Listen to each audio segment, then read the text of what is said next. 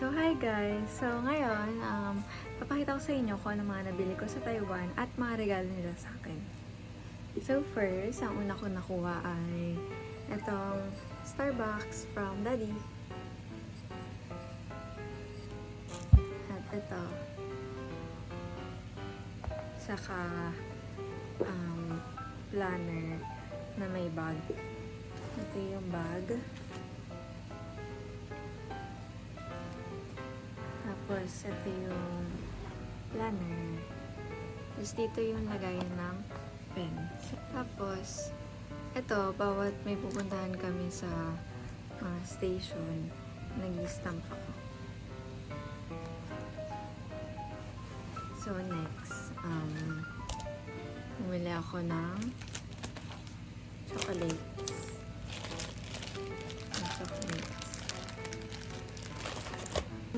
Mga mochi. Tapos, bumili rin ako ng Starbucks chocolate. Hindi ko pa nga ito na-open. Ayan siya. Bango. Tapos, bumili rin ako sa Taipei 101 ng souvenir na chocolate. Bumili rin ako ng Hot Wheels na Barbie. Kasi ang tagal ko na naghahanap niyan dito. Tapos, nag-collect din ako ng mga postcards.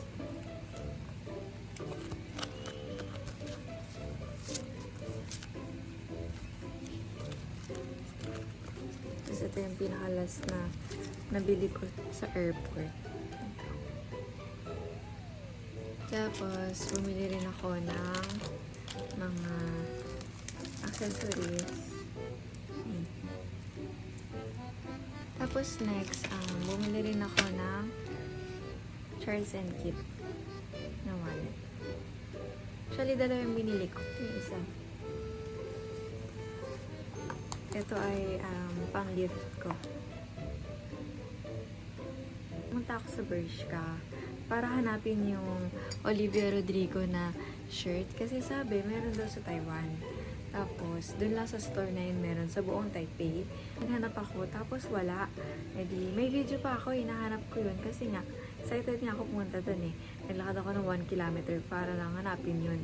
Tapos, pagdating ko dun wala, so nagtanong-tanong ako sa, sa cashier, ganyan-ganyan. Tapos, ayun, nakahanap ako.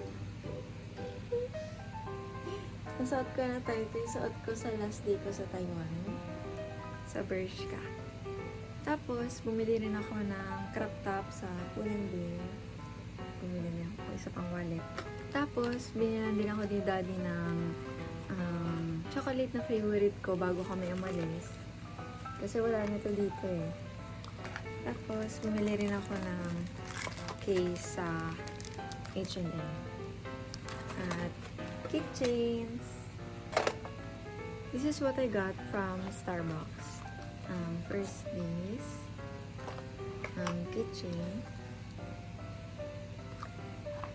Tapos ito. And candies. Ito pa pala, regalo sa akin ni Dad.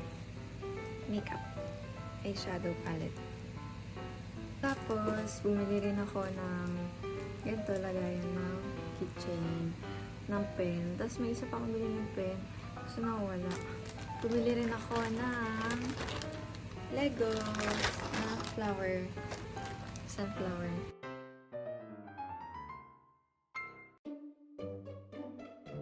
Tapos, ito ang regalo sa akin ni Tito Darwin. Lastly, regalo ni Mami. Okay, so ngayon ko palang bubuksan yung mga regalo niya. So, ito. Snowball ng Taipei 101. And then, Swarovski. Lastly, the biggest one. So, hindi niya alam na ito ay advent calendar na binubuksan per day. So, ayan. So, sabi niya kanina, kunin ko daw yung gift niya sa akin dun sa may kwarto niya. Tapos, box daw yun. Tapos, edi pagbukas ko, ito siya.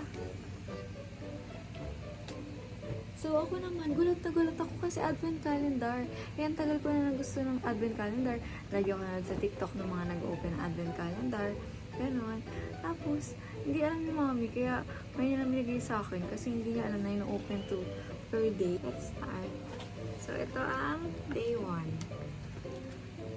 Ito ang day 1. So, na-open ko na yung day 1 sa advent calendar.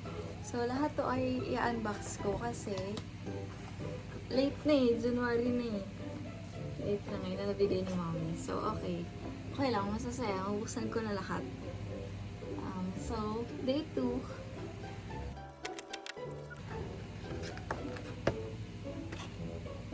Okay. Ito ay moisturizing lotion. Day 3. Okay. So, now, day 4.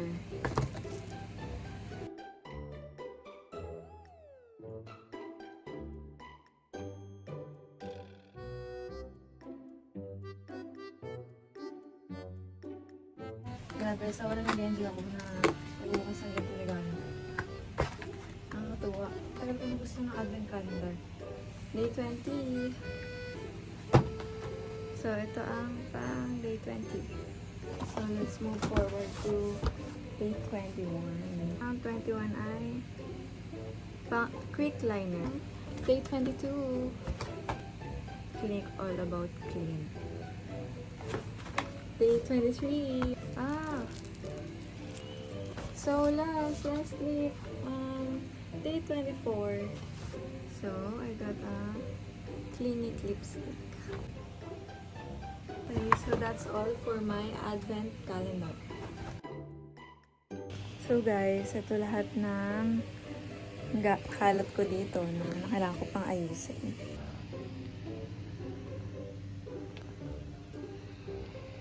Ayun na lahat na nabili ko sa Taiwan at mga regalo sa akin ni Mami, ni Daddy at ni Tito. So that's all. Thank you. Bye!